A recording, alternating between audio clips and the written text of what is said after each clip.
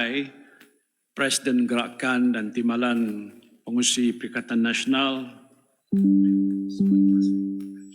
Yang Berhormat Datuk Tuan Ibrahim Tuan Man selaku Timbalan Presiden PAS, mewakili Yang Berhormat Presiden,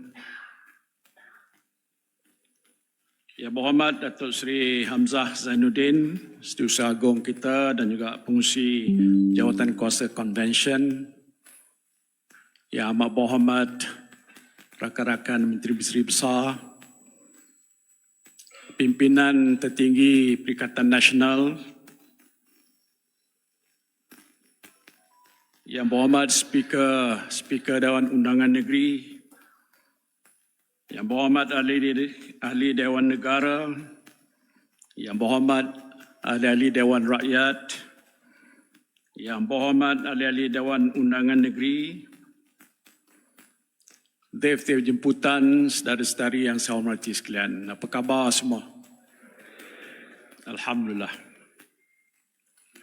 Pertamanya, marilah kita memanjatkan setinggi-tinggi kesyukuran kehadrat Allah Subhanahu wa Ta'ala di atas limpah rahmat dan kurnianya kita dapat mengadakan Konvensyen Wakil Rakyat Perikatan Nasional pada hari ini. Konvensyen ini adalah amat penting untuk kita semua membincangkan hala tuju Perikatan Nasional sebagai sebuah gabungan parti politik nasional yang mendapat dokongan rakyat seperti mana yang ditunjukkan dalam pilihan raya umum ke-15 dan pilihan raya umum negeri pada tahun yang lalu. Walaupun usianya baru menjangkau 4 tahun, Perikatan Nasional yang dianggotai oleh Bersatu, PAS, Gerakan dan SAPP telah pun mendapat sokongan yang besar di kalangan rakyat kita dengan memenangi sejumlah kursi yang banyak, 74 kursi di peringkat Parlimen dan tak silap saya Datuk Hamzah beritahu di 200 lebih kursi di peringkat Dewan Undangan Negeri dan dapat juga menguasai 4 buah kerajaan negeri pada masa ini. Alhamdulillah. Namun begitu, kita tidak boleh berasa selesa dengan tahap sokongan ini.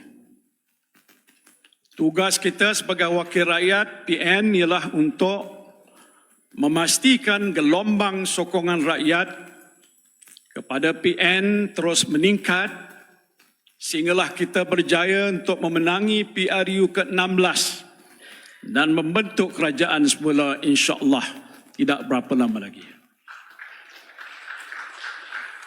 Justru adalah amat wajar dalam konvensyen ini kita bincangkan apakah langkah-langkah yang mesti diambil oleh Perikatan Nasional untuk memastikan parti kita ini terus mendapat dokongan rakyat dan Perikatan Nasional menjadi parti masa depan rakyat Malaysia. Saya optimis bahawa Perikatan Nasional bakal menjadi parti pilihan utama pengundi dalam PRU ke-16 yang akan datang ini, insya-Allah. Kenapa saya berkata begitu? Pertamanya, selama lebih setahun kerajaan Madanon memerintah. Saya tak panggil Madani. Rakyat dah mula sedar tentang pembohongan mereka. Apa yang diucap oleh pemimpin PHBN semasa kempen pilihan raya tidak sama dengan apa yang telah pun mereka buat selepas pilihan raya.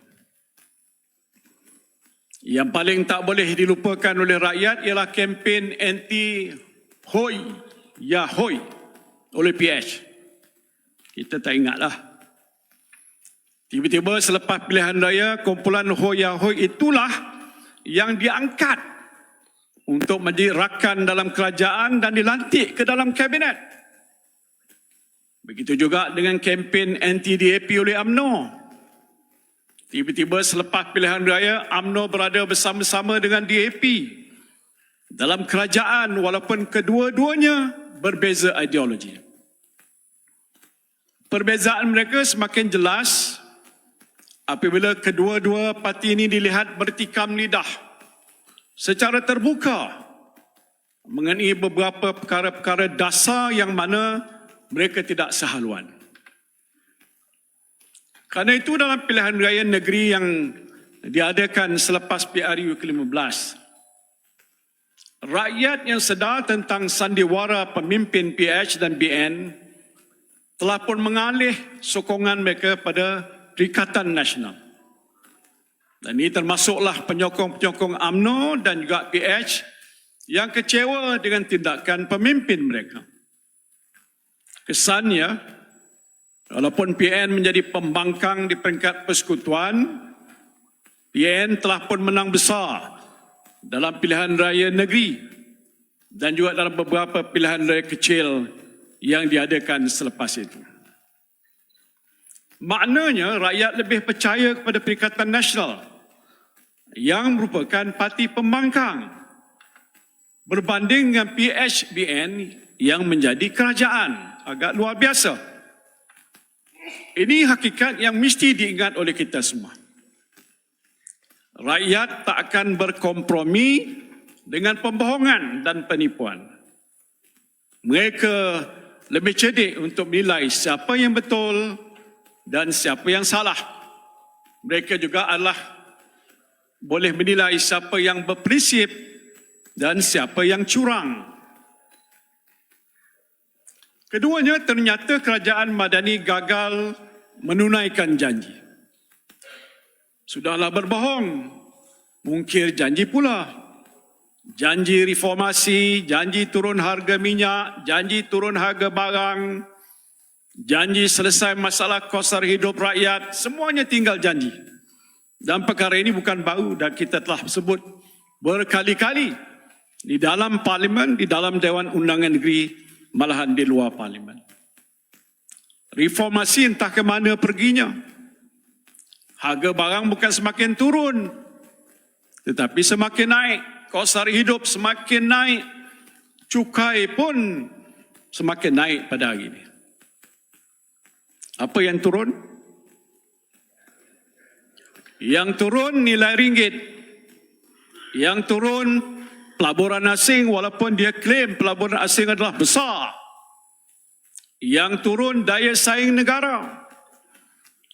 Yang turun pertumbuhan ekonomi negara. Itu saja yang turun. Jadi perkara yang sepatutnya turun, dia naik. Yang sepatutnya naik, turun. Dan inilah masalah rakyat kita sedang hadapi di bawah kerajaan yang ada pada hari ini. Dan sebab itu sekarang ini kalau kita lihat di media sosial, rakyat mentertawakan kerajaan. Beberapa hari lalu saya lihat kenyataan Perdana Menteri. Saya fikir di luar negara mengenai kestabilan politik di Facebooknya. Ramai yang tekan ikon gelap daripada ikon light. Siapa yang tahu social media tahulah. Kenapa? Kerana mereka tak percaya apa yang dikatakan oleh Perdana Menteri. Mereka tahu itu semua adalah tidak benar. Ketiganya isu salah guna kuasa. Mungkin kerajaan Madani sedar bahawa mereka sedang pun berhadapan dengan masalah trust deficit. Trust deficit rakyat yang agak kronik. Dan maka dengan itu mereka cuba mengawal naratif di media sosial. Mereka tak mahu rakyat mengkritik kerajaan kerana kelemahan-kelemahan mereka sendiri dan menjadikan mereka ini semakin tak popular. Dan kerana itu akhir-akhir ini media sosial dikawal ketat oleh mereka. Contohnya video TikTok ahli Parlimen Putrajaya. Mana dia ahli Parlimen Putrajaya? Itu dia. Mengenai kejatuhan nilai ringgit. Memang tajam dan pedas. Yang telah pun mencapai jutaan tontonan disekatnya. Tapi sekat bagaimana pun masih boleh keluar lagi. Kenapa harus disekat? Bukanlah dahulu mereka juga yang paling lantang memperjuangkan kebebasan media. Kerana mereka ini memperjuangkan demokrasi dan hak asasi manusia. Kenapa bila jadi kerajaan mereka dengan rakus menggunakan kuasa untuk menyekat kebebasan? Ternyata mereka ini semuanya hipokrit. Ketika saya menjadi Perdana Menteri, bermacam-macam tohmahan mereka lemparkan terhadap saya dan Kerajaan Perikatan Nasional. Tapi tak pernah sekalipun saya mengarahkan MC ataupun TikTok menyekat video ataupun posting rakyat di media sosial. Tidak sekali-kali kita buat begitu. Itu prinsip kita dalam mentadbirkan negara. Negara kita ada undang-undang dan kuasa kerajaan dihadkan oleh undang-undang. Kerajaan sebenarnya tak boleh bertindak sesuka hati untuk menyekat hak kebebasan rakyat yang sah, melainkan mereka melakukan kesalahan di sisi undang-undang. Kita tak bercakap berdega-dega tentang demokrasi, tetapi kita mengamalkan demokrasi. Mereka bercakap berdega-dega tentang demokrasi tetapi mengamalkan autokrasi. Seperti ayam berkokok berderai-derai tetapi ekornya bergelumang dengan najis. Perkara keempat yang saya nak sebut sini ialah soal desperado. Kerajaan PHBN sedang desperate ataupun cuak dengan keadaan yang mereka hadapi pada hari ini. Mereka tahu bahawa kedudukan mereka tidaklah sekukuh mana pun walaupun disebut sebagai kerajaan perpaduan. Dan pada masa yang sama, rakyat juga telah hilang keyakinan terhadap mereka. Maka kerana itu mereka cuba untuk melemahkan kedudukan Perikatan Nasional dengan menawarkan pelbagai habuan kepada beberapa wakil rakyat kita untuk menyokong Perdana Menteri.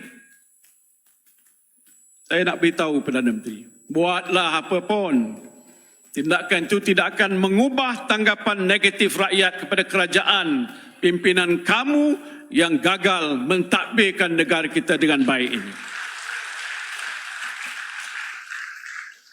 Sebaliknya, saya yakin akan ada backfire pada kerajaan PHBN. Rakyat tahu bahawa ini adalah sandiwara kamu, rakyat juga tahu tujuan jahat kamu, rakyat benci dengan perbuatan kamu. Jika beranilah kita cabar, isytiharkan 6 kursi parlimen dan 1 kursi Dewan Negeri di Selangor ini kosongkan sekarang. Dan kita akan kembalikan mandat kepada rakyat dan biarlah rakyat yang akan membuat perhitungannya. Tapi saya bukan nak mendabik dada ataupun bersikap angkuh. Saya yakin, insya-Allah Perikatan Nasional akan menang semula lebih besar lagi di kursi-kursi ini jika pilihan raya kecil diadakan, insya-Allah. Saudara dan saudari yang saya kasihi sekalian, saya lakarkan sedikit senario ini supaya kita tahu di mana kedudukan kita berbanding mereka. Ya, mereka mempunyai kuasa sebagai kerajaan. Tapi ingatlah, pengalaman kita di masa lalu menunjukkan kuasa kerajaan tidak semestinya boleh menghasilkan sokongan rakyat. Jika kuasa kerajaan tidak digunakan untuk nak membela nasib rakyat, tapi digunakan dengan cara yang salah untuk mengekalkan kuasa, maka rakyat akan tolak parti kerajaan dalam pilihan raya. Bagi saya inilah situasi dan realiti politik di negara kita pada hari ini. Jadi apa yang perlu kita lakukan ataupun kita sebagai Perikatan Nasional harus lakukan? Pertamanya, kita semua mesti istiqamah dalam perjuangan. Datuk Hamzah dah menyebut tadi. Jangan kita berasa lemah semangat ataupun gundah gulana kerana kita pembangkang di peringkat persekutuan. Sebaliknya kita mesti yakin dengan kekuatan kita dan komited untuk melaksanakan peranan kita sebagai pembangkang. Rakyat meletakkan harapan yang tinggi kepada Perikatan Nasional untuk memainkan peranan check and balance ataupun semak dan imbang dalam sebuah negara demokrasi ini. Rakyat mahu kita menjadi suara mereka baik di Parlimen maupun di luar Parlimen, di Dewan Negeri ataupun di luar Dewan Undangan Negeri. Maka kita mesti melaksanakan amanah ini dan yakin kita berada di landasan yang betul dan jalan yang benar. InsyaAllah selagi mana kita teguh dengan pendirian kita dan melaksanakan tanggungjawab kita dengan baik, rakyat akan menghargai usaha kita dan menyokong kita. Keduanya, Perikatan Nasional mesti terus menjadi sebuah parti nasional yang berteraskan perlembagaan persekutuan, perlembagaan negeri dan juga prinsip-prinsip rukun negara. Dasar-dasar parti kita mestilah selari dengan realiti Malaysia sebagai sebuah negara berbilang kaum dan agama. Kita memperjuangkan hak masyarakat Bumi Putra dan kedudukan Islam sebagai agama persekutuan dan pada masa yang sama menghormati hak yang sah bagi semua kaum dan hak setiap individu untuk mengamalkan agama masing-masing secara aman dan harmoni seperti mana yang dijaminkan oleh perlembagaan persekutuan. Inilah rupa wajah dan jati diri Malaysia yang mesti kita pertahankan. Ketiganya, kita mesti terus memperluaskan prinsip prihatin, bersih dan stabil sebagai tunjang dasar dan identiti Perikatan Nasional. Ini tekad dan janji kita pada rakyat semasa pilihan raya. Dan saya percaya rakyat memberikan sokongan kepada Perikatan Nasional kerana mereka yakin, mereka percaya dengan prinsip dan dasar dan identiti kita ini. Mereka yakin dan percaya terhadap komitmen kita untuk sentiasa prihatin terhadap nasib rakyat, memerangi rasuah dan mengekalkan kestabilan negara. Maka kerajaan-kerajaan negeri yang berada di bawah pentadbiran Perikatan Nasional hendaklah menjadikan prinsip prihatin, bersih dan stabil ini sebagai teras pentadbiran kerajaan-kerajaan negeri. Keempatnya, 4 kerajaan negeri PN mesti menjadi model pentadbiran Perikatan Nasional. Bagi saya inilah peluang untuk kita membuktikan bahawa Perikatan Nasional boleh mentadbir dengan cemerlang.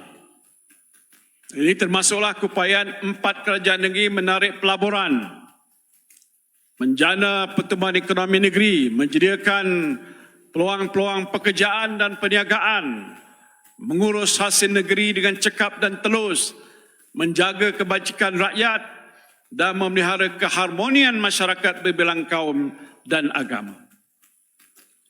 Saya bayangkan menjelang PRU yang ke-16, 4 kerajaan negeri di bawah PN ini boleh menunjukkan scorecard kejayaan masing-masing sepanjang mentadbir negeri. Dan insya-Allah ini akan memberikan keyakinan kepada rakyat untuk menyokong Perikatan Nasional. Kelimanya ialah prinsip perkongsian kuasa dan perpaduan dalam kalangan parti-parti Perikatan Nasional. Baru-baru ini saya dan pimpinan Kanan Bersatu duduk bersama-sama dengan Yang Berhormat Tan Sri Tuan Guru Haji Hadi dan pimpinan Kanan PAS ramah. Dan kita juga mesti saling memperkukuhkan antara satu sama lain. Dan apabila parti rakan kita kuat, maka Perikatan Nasional juga akan bertambah kuat. Dan ini juga bermakna apabila kita membentuk kerajaan, termasuk di peringkat negeri, kuasa mesti dikongsi secara adil dan saksama oleh semua parti yang anggota supaya kita semua mempunyai peranan untuk berkhidmat kepada rakyat. Dan inilah prinsip yang paling utama dalam kita membentuk sebuah kerjasama politik yang ampuh dan juga memastikan gabungan politik kita ini kekal abadi. Akhir sekali, semua wakil rakyat PN perlu menjadi the face of PN di mata rakyat. Santuni rakyat. Beri penerangan pada mereka tentang Perikatan Nasional. What PN stands for. Dan kita membawa suara rakyat ke Parlimen, ke Dewan-Dewan Undangan Negeri demi untuk menjaga kebajikan mereka. Negeri-negeri di mana PN bukan kerajaan, minta rakyat faham kedudukan kita sebagai pembangkang. Kita boleh membantu mereka sebaik-baik yang kita mungkin boleh mampu bantu. Dan isu tiada peruntukan daripada kerajaan pusat tidak boleh menjadi sebab untuk kita tidak melaksanakan tugas kita sebagai wakil rakyat. Baru-baru ini ada seorang wakil rakyat, seorang sahabat wakil rakyat kita beritahu saya ada penduduk di kawasannya bercakap, Yang Berhormat jangan sokong PMX, kami rela tak dapat peruntukan asalkan Yang Berhormat kekal dalam Perikatan Nasional. Itu semangat rakyat menyokong kita. Inilah semangat rakyat yang sedar dan faham akan situasi negara kita. Jangan kita ingat rakyat tak faham. Mereka meletakkan harapan yang tinggi kepada PN untuk menyelamatkan agama, bangsa dan tanah air kita, dan kitalah sebagai wakil rakyat PN yang bertanggungjawab merangkul harapan mereka. Saudara-saudari yang saya hormati sekalian, saya percaya bahawa PN adalah parti masa depan untuk Malaysia.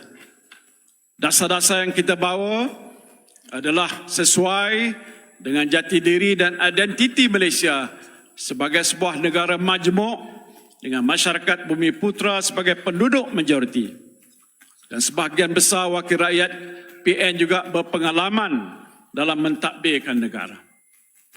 Saya percaya apabila PN diberikan mandat oleh rakyat untuk membentuk kerajaan sekali lagi, tumpuan utama kita adalah bagaimana untuk meningkatkan daya saing Malaysia di peringkat antarabangsa. Dan data-data menunjukkan bahawa daya saing negara kita semakin lemah. Dan ini pastinya akan menjejaskan potensi kemasukan pelaburan asing dan merencatkan pertumbuhan ekonomi negara kita. Masa depan negara kita bergantung kepada sejauh mana Malaysia boleh meningkatkan daya saing, menjana pertumbuhan ekonomi yang rancak mencipta kekayaan untuk dikongsi secara bersama dengan adil dan saksama oleh seluruh rakyat. Dasar mengenai Bumi Putra misalnya tidak akan dapat dilaksanakan dengan baik tanpa pertumbuhan ekonomi yang pesat. Dasar untuk membantu rakyat yang memerlukan, terutamanya golongan B40, ibu tunggal, miskin tegar juga tidak boleh dilaksanakan dengan berkesan jika hasil negara kita tidak meningkat. Tidak ada apa yang boleh kita agihkan pada rakyat jika kek ekonomi kita tidak membesar. Sebaliknya banyak bantuan untuk rakyat terpaksa dipotong ataupun dihapuskan kerana kerajaan tidak mempunyai hasil yang mencukupi untuk menampung perbelanjaan negara. Inilah keadaan yang berlaku di negara kita pada hari ini, akibat kegagalan kerajaan menguruskan ekonomi secara yang sebaiknya. Sehingga kini pun mereka gagal untuk membentangkan suatu perancangan yang komprehensif untuk meningkatkan daya saing negara dan merancakkan pertumbuhan ekonomi. Yang mereka buat ialah naikkan cukai, potong subsidi yang semakin menyusahkan rakyat. Dan ini tentu sekali tidak baik untuk masa depan negara kita. Maka untuk tempoh 3 tahun yang akan datang, marilah kita perkukuhkan kekuatan Perikatan Nasional supaya kita menang pilihan raya ke-16 dan membentuk kerajaan di peringkat persekutuan dan negeri. InsyaAllah, jika diberikan mandat oleh rakyat, PN akan mentadbir negara dengan lebih baik, menguruskan ekonomi negara dengan lebih cekap, membela kebajikan rakyat dengan lebih prihatin dan mengembalikan kegemilangan Malaysia sebagai sebuah negara yang maju, aman dan makmur. Usik dayang mengatih benang, benang kusut terlalulah susah. Kalau Tuan mahu menang, bekerjalah tanpa mengenal lelah. Terima kasih saya ucapkan. Maka dengan ini saya dengan sukacitanya dengan nama Allah yang Maha Pemurah lagi amat mengasihani meresmikan konvensyen ini. Wabillahi taufiq wal hidayah. Wassalamualaikum warahmatullahi wabarakatuh.